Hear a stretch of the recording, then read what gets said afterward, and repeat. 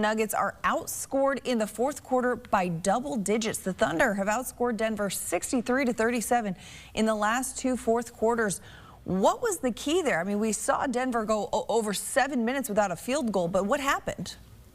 Yeah, the Nuggets just went cold. I mean, they started missing some shots that they should have hit, but also you got to give the Thunder credit, right? I mean, they had the #1 defense in the regular season by a long shot, Madeline, and they played excellent defense in the fourth quarter. Lou Dort really locked up Jamal Murray. Jamal Murray couldn't get anything to go in the fourth quarter. They did a better job limiting Joker. And then that supporting cast, I mean, quite frankly, the supporting cast of the Nuggets between Christian Brown and Russ and MPJ before he went out, and even Aaron Gordon, they had some open looks from deep, and they just could not knock them down. Peyton Watson, who you're not going to rely on Peyton Watson to make three-pointers, and guess what? He didn't tonight. And credit to Oklahoma City. They outscored the Nuggets, 34-19 in the fourth quarter? That's a team we had questions about.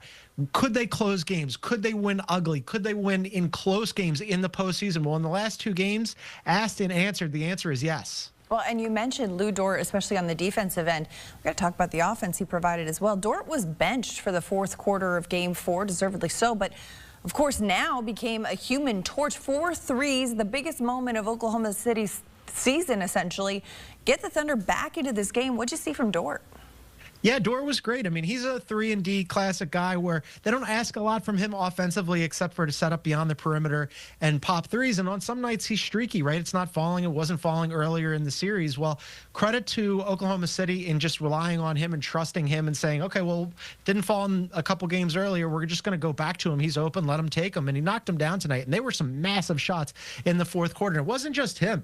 He played great defense. He knocked down those shots. But Jalen Williams hit a massive three. SGA hit some big shots, hit those free throws to salt away the game. All of them really came to play in the fourth quarter. And it's not that the Nuggets didn't come to play in the fourth quarter. It's just that their shots didn't go down, and the Thunders did. And now they're just one game away from going to the conference finals. Now, the NBA has yet to announce the league MVP winner, and it seemed like both Shai Gilgeous-Alexander and Nikola Jokic were putting on a last-ditch effort Tuesday night in this game. Jokic put up 44 points, 15 rebounds. He shot 17 of 25 from the field. What did you see from Jokic? Yeah, well, the last two games were not great for Nikola Jokic. He put up big counting stats, but especially from deep, he was not very efficient.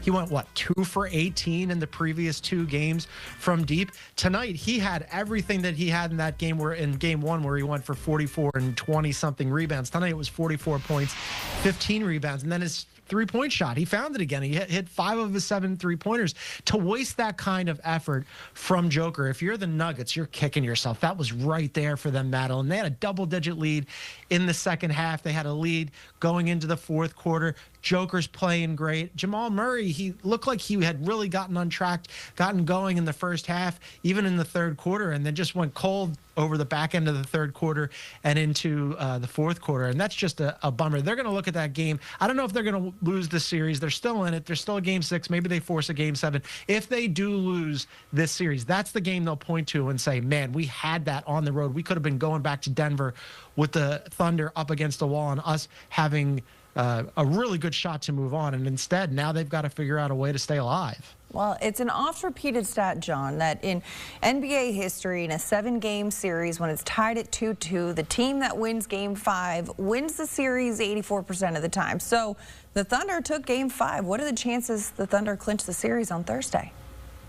Yeah, I mean, right now they've got the momentum behind them, right? They won Game 4 and Game 5, and now they're going to Denver for Game 6. I mean, look, they're playing really well right now. They've always been the deeper team. For the Nuggets, it's you need a supreme effort from Joker. You got it tonight. You need a big effort from Jamal Murray. You got some scoring from Jamal Murray, but it wasn't very efficient, just 28 points on 27 shots. And then you need somebody else, and somebody else has usually been Aaron Gordon in the postseason. Tonight, he wasn't as good as he was earlier in the series. Whereas with Oklahoma City, they just have so many guys that can beat you. There were probably the deepest team in the NBA this year. The #1 defense, as I said, by a significant margin, and then also a top 5 offense.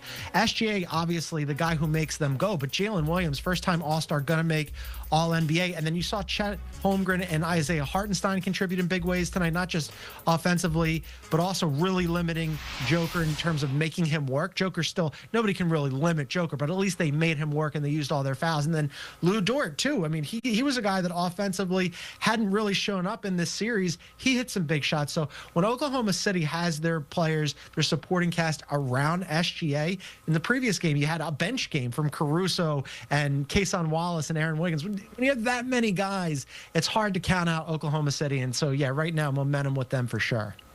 We'll see the series rolls on. Of course, Game 6 Thursday. CBS Sports NBA analyst John Gonzalez, thanks as always for the insight.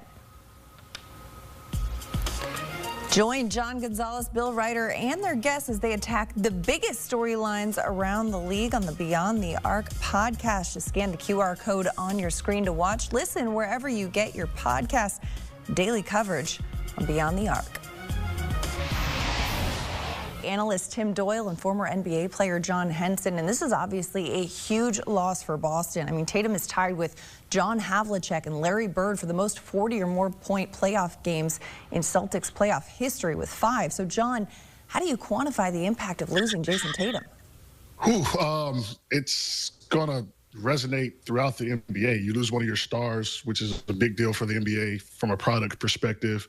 And then, you know, at 27, I don't think we've seen an injury like this since Derrick Rose. So what happens when he comes back, right? Is he the same guy?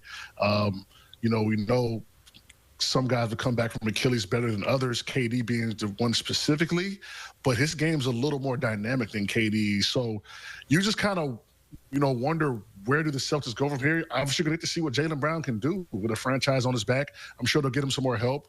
The young guys on their bench, Pritchard, even Baylor Shireman's probably going to get some more minutes now. So I don't think the Celtics are in a terrible spot, but you just hate to see that, especially me as a player who dealt with a lot of injuries in my career, man. Like, it sucks. I was out 12 months with wrist surgery. Wasn't an Achilles, and it was terrible. So hoping for the best for him, praying for a speedy recovery and him to come back and be the guy who he was to this NBA, you know, to this league, to this association. Yeah, I mean, the guy that I would look to if I was Jason Tatum is Kevin Durant. I'm frankly shocked the way he came back. And I don't want to say he was better than pre-injury, but honestly, Madeline, John, like he was pretty close. And, you know, when I was a kid in the 90s and stuff, if you had an Achilles, whether it was Dominique or Charles Barkley or Kobe Bryant, God rest his soul, like those guys never got back to where they were. Durant really got like pretty close to back. Now, you know, I think John's talking about, I think he's a better mid-range shooter. He's not as explosive, like going into the lane as Tatum. So Tatum's going to have some evolution here. I think we all knew from the jump the guy's got immense talent. But Steve Kerr benched him during the Olympic play, you know, which was very unusual. And I think maybe the sitting out for Tatum, I think he's going to grow as a player. You know, Derrick Rose never got back to the same player because he never got that athleticism back again. But I actually think he became a better basketball player. I think his IQ went up. I think he still, you know, could affect games another way. He never was the same player from an athletic standpoint, but I thought his game overall grew. It's awful to see. I feel horrible for the guy, but I think Durant is the guy that I look to if I'm Jason Tatum. Yeah, and it's interesting, too, because usually when an Achilles injury happens, there's a waiting time between the actual injury for the swelling to go down and then the surgery.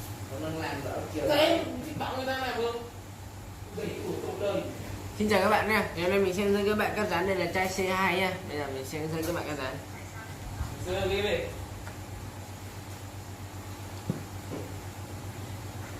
Cắt dán. Đây là nhiên.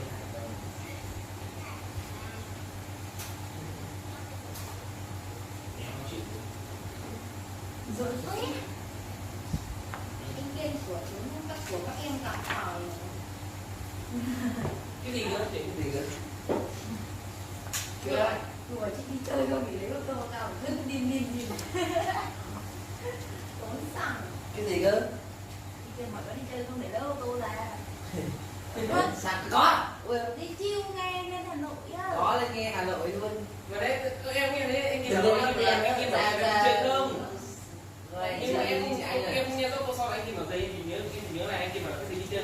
Thì nó che chắn rồi lên ra trước tiên là như vậy. Màu bỏ nó thôi nó kẹt. Win ra chưa? Đấy. Em còn đơn xin bọn Chưa, thế giờ mình đánh xe này có lý đấy. Đi. bọn em còn chưa nghỉ cái xe à? Còn chưa nhớ Đúng xe. rồi, còn chưa biết cả xe. Dạ, em còn chưa nhớ xe này. Mai Sơn Phong đi lấy là đi lấy xe là lấy đâu? Lấy đâu? Không, phi Phong chưa thấy. Thế thì ra đi ra lấy thì cứ đi. Đi. 200 Đóng cửa rồi. Đóng cửa. Nó sẽ ở ngoài. Nó sẽ ở ngoài bên của nó không ở đây. Ở gì cũng ngoài nào. Cho vào lán rồi khóa cửa rồi nha. Đây thì em Lán đấy mà. Lán được lúc nào chị em? Ở đường chị Giang này ra là mình xin nói này. Ông ngoại một gì? thôi có bằng nào đấy gì anh? Ngoại của thằng Ea, biết thằng Ea không? Biết. Không. Nhà thằng Ea. Ở đây có một cái ngõ này mà. Đây có ngõ mà. Rất rẻ trong cái ngõ này đấy. Tôi đi rộng mà. Không phải trong ngõ đấy mà. Đi vào ngõ đấy xong rồi sẽ thả đi vào cái hãng đấy là. Giấu xe rồi đó. Đấy là mình thuê à chị anh? Không. Để cho gì chị? Vì em kia này.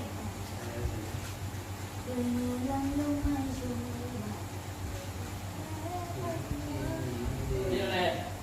Nhưng mà điều những tháng sắp tới này là chị Lan Anh sẽ hay đi chơi đấy. Đó là điều là những tháng sắp tới này. Không biết 30 tháng 4 một tháng 5 có được đi đâu không? Rất khó chị em. Bọn con mang thưởng ra tù. Ô sao bọn anh đang đâu? Bọn anh đang vào đi để đóng cửa. Đi lên. Cửa. Bọn em đang vào. Đóng cửa cô. Đây này. Ở đây. Ăn gì ấy? Này đấy. Làm đi. Cây thế.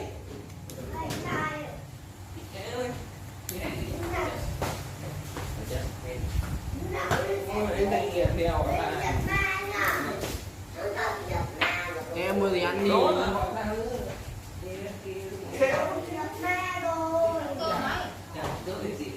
Mua gì cho cả lũ này ăn này. Đó là xoay kia ớt bên nhà. Đó. Thật đấy. Chả nghe thấy chứ không vậy bố đi đứa chả anh nghe thấy luôn. Thế ông bảo em để em mặc áo phông cho mở. Gọi mỡ. Thì kem phải của em đâu. Ok, gì đâu ngon lắm. Ông kia Chỗ kia không quan tâm, em không quan tâm